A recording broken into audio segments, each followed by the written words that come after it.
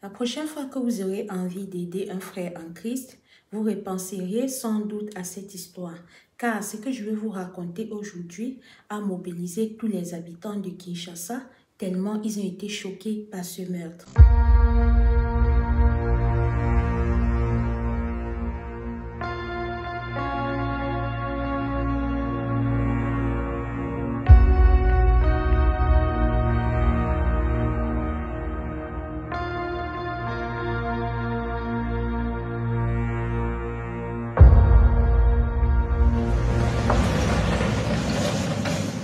L'histoire se déroule à Kinshasa, dans une superbe maison où vit Yvonne. Yvonne est mariée et mère de 3 enfants. Son mari ne vit pas au pays, il vit à l'étranger, notamment à Dubaï.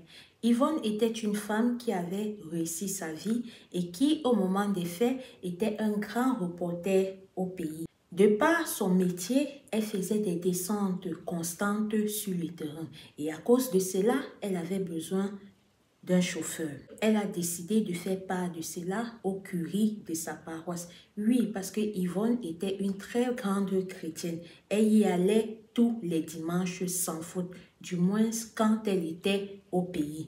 Après avoir fait part de cela à son curé a décidé de lui proposer Diego. Diego qui Yvonne connaissait très bien depuis près de 6 ans déjà, vu que les deux fréquentent la même paroisse.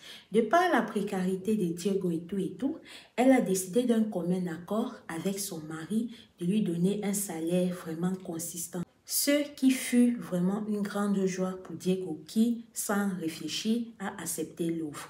Les mois se sont écoulés, Yvonne faisait tellement confiance à Diego qu'elle a décidé de lui confier ses enfants. Du genre, il amenait ses enfants à l'école, les petites balades, souvent les week-ends et tout. Sauf que cette confiance qu'elle a accordée à Diego, par la suite, si elle avait su, elle ne l'aurait pas fait. Après quelques mois de loyaux services, Yvonne était tellement satisfaite de Diego que c'est ainsi qu'un jour, quand elle et ses enfants y devraient aller en vacances pour voir son mari à Dubaï, elle a proposé à Diego de l'accompagner à Dubaï. Eux tous, ils vont s'envoler pour Dubaï. Arrivé là-bas, tout s'est vraiment bien passé. Le mari d'Yvonne aussi a constaté que oui, Diego était quelqu'un de serviable, de disponible et tout. Maintenant fut venu le temps où ils sont revenus. Quand ils reviennent, Yvonne avait un travail qu'elle devait partir hors du pays. C'est ainsi que, de par la confiance qu'elle accordait déjà à Diego, elle a décidé que, ok, je te confie ma maison et je te confie mes enfants. Notons que Diego, déjà, ça faisait un bon moment qu'ils habitaient ensemble. Parce que chez elle, elle avait une grande maison et elle avait une autre petite maison en face du jardin, souvent pour les dépendances des gardiens, où elle avait logé Diego. Donc, il était vraiment à son aise là-bas. Donc, elle a décidé que comme je m'en vais, je te fais confiance, toi, plutôt que de laisser mes enfants un membre de la famille, je vais te laisser mes enfants. C'est que Diego a accepté. Elle est partie, elle a fait son travail. Quand elle revient, elle constate que sa maison a été vandalisée un week-end où ses enfants et la ménagère sont allés passer chez sa petite sœur. C'est ainsi qu'elle appelle Diego, elle lui demande, mais qu'est-ce qui se passe? Diego n'étant pas à la maison, lui dit, ok, j'arrive, on va en parler. Quand Diego vient, il décide de parler et de s'expliquer et tout. Elle lui fait comprendre que je t'ai laissé la maison, je reviens, je trouve que ça a été vandalisé. Tu étais où? Elle s'est mise à expliquer à Yvonne où est-ce qu'il se trouvait. Sauf que connaissant la précarité dans laquelle il était et ayant constaté déjà depuis un moment des petits trucs et par-ci, par-là, elle a parlé à son mari et elle a dit qu'elle est sûre que c'est lui qui a fait le coup. Quand elle se sépare avec Diego, tellement elle était fâchée déjà qu'elle a décidé qu'il doit quitter la maison. Quand il s'en va, c'est comme ça qu'elle appelle le curé qu'il avait recommandé Diego pour expliquer les faits. Après qu'elle ait fini avec le curé, les jours sont passés. Yvonne était une femme indépendante qui, comme nous tous, aime bien les réseaux sociaux et tout. Et bien plus parce que quand elle y va là-bas, elle prend aussi la peine de donner de ses nouvelles à ses amis. Donc, elle a une amie avec qui elle échangeait quotidiennement et tout ça. Son amie est restée, elle constate une semaine, Yvonne ne l'écrit pas. Une semaine et demie, Yvonne ne l'écrit pas. C'est ainsi qu'elle décide de déclarer sa disparition. Quand elle le fait, notons que le mari d'Yvonne, lui aussi, il était déjà au courant et tout ça. Un jour, la ménagère reste, elle reçoit un taxi qui vient lui dire que on lui a demandé qu'elle doit envoyer les enfants et tout ça. Sachant bien que sa patronne a disparu, on ne sait pas où elle est. C'est comme ça qu'elle appelle les enquêteurs pour leur dire qu'il y a un taxi ici qui veut prendre les enfants. Qu'est-ce que je fais? Les enquêteurs ont dit non, ne laisse pas les enfants partir avec le taxi. Vous allez comprendre par la suite que ça, c'était vraiment une décision très sage de la ménagère. Donc, après cet épisode-là, un jour, le mari d'Yvonne reste, il est de l'autre côté, à Dubaï, il reçoit un appel d'une femme qui se fait passer pour Yvonne en lui demandant de signer une procuration sur les titres de propriété. Oui, parce que quand Diego habitait encore avec Yvonne et que Yvonne lui faisait totalement confiance, c'est comme ça qu'elle lui avait montré où est-ce qu'elle cache ses documents précieux. Erreur, erreur, erreur. Vous comprendrez le pourquoi. Alors, Diego, connaissant où est-ce que les documents de Yvonne étaient cachés, comme on dit, tu ne peux pas changer le chien de sa manière de s'asseoir. C'est ainsi que Diego, quand il a vu tout ça là comme ça, depuis le jour où Yvonne l'avait déjà montré tout ça, c'est à partir de ce moment-là qu'elle avait signé son arrêt de RIP. Donc, quand il décide avec la fille là d'appeler le mari d'Yvonne, c'est pour demander la procuration parce que auparavant, les jours qui précédaient, il avait essayé de vendre les terrains, de vendre la maison et tout ça. On lui a fait comprendre que non, même si tu as les papiers de la maison, tu ne peux pas vendre s'il n'y a pas la signature d'Yvonne. Tu ne peux pas vendre s'il n'y a pas la signature de son mari. Raison pour laquelle il a monté ce faux plan-là et appelé le mari. Après qu'il ait passé l'appel avec ces fausses filles-là au mari d'Yvonne, c'est ainsi que le mari d'Yvonne appelle maintenant les enquêteurs, il les explique toute la situation en attendant que lui-même il descende au pays. Quand il explique la situation, c'est comme ça que les enquêteurs mènent les enquêtes, ils finissent par attraper Diego. Voilà maintenant Diego qui explique le déroulé des faits.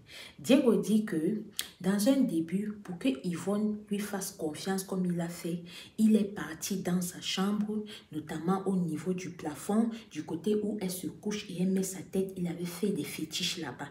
Et c'est grâce à ces fétiches-là que Yvonne lui a accordé toute sa confiance. C'est grâce à ça que Yvonne lui a montré les titres de propriété et tout et tout. Sauf que ça n'a pas fait ce qu'il fallait faire totalement. Parce qu'il était question que ça amène Yvonne à ce que quand il va demander que signe ici, fais ceci, fais cela, qu'elle puisse faire. Sauf que, comme je vous ai dit en début des vidéos, sa maison a été vandalisée et depuis un temps, elle se rendait déjà compte parce que le pouvoir des fétiches là avait cessé d'agir. Donc, ce n'était pas censé se passer comme ça. C'est là où il explique aux enquêteurs.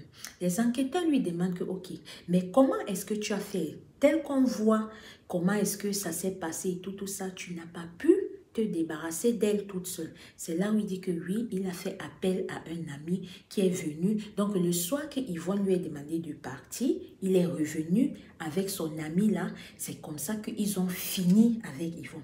Quand ils ont fini avec Yvonne, ils sont partis faire des achats dans un supermarché, acheter les sacs poubelles pour mettre cette huile dedans, acheter également les pelles pour pouvoir creuser la terre et tout ça.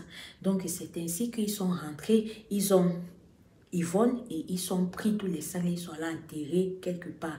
C'est ainsi que les enquêteurs ont demandé que ok, il faut nous conduire là-bas pour que nous puissions voir. Qui les a conduits là-bas et tout ça.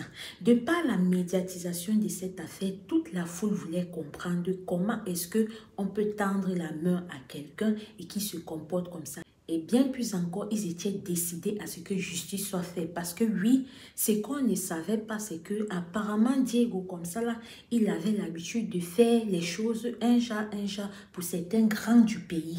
Donc les grands du pays là ne voulaient pas qu'il parte en prison.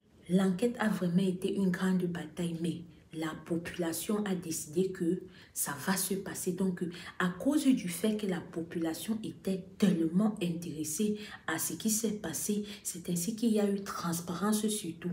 Les procès se passaient à l'air libre parce que tout le monde voulait suivre l'avancée de ça, coûte que coûte, de telle sorte qu'il n'y ait pas une faille pour que Diego ne soit pas condamné. Vous vous rappelez, je vous ai dit que la ménagère avait bien fait que quand le taxi était venu pour demander à prendre les enfants, elle a dit que non, je ne peux pas vous donner les enfants, et elle a payé l'enquêteur. C'est plus tard, dans ses aveux, que Diego, lui, il a dit sa mission, lui voulait sincèrement finir avec tout le monde. Donc, c'est lui qui avait envoyé le taxi là pour venir prendre les enfants dans le but de les ruiner.